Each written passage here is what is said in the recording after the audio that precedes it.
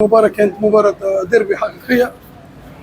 عرفنا كيفاش نستعملوا مع المباراة، عرفنا كيفاش نتعاملوا معها 90 دقيقة. قبلنا الهدف في الشوط الأولاني عن طريق ضربة جزاء، لكن الأولاد تبارك الله عليهم عرفوا كيفاش يرجعوا. ماهوش سهل باش تكون منهزم ضد الوداد وترجع في المباراة بوليدات صغار، يعني اللاعبية اللي ربما فيهم لأول مرة يلعب بالديربي. أما برافو فرحانين وإن شاء الله المستقبل ما نرجعوش للوراء. هذيك الكرة راهو كيما الوداد، يعني بعد ما سجلت الهدف الاولاني تراجعت للوراء، وحنا سجلنا هدف وجددتها زوج 3 فرص. الشوط الثاني كيف هذيك حاجه عاديه، راهو ساعه تتعب.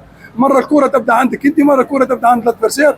انا ما فما حد جمعيه في العالم راهو 90 دقيقه وهي عندها الكره تبدا، مش عندنا الكره لازمنا نرجعوا ثاني باش نلموا بعضنا باش نفكوا الكره ونمشيو لقدام. ميرسي.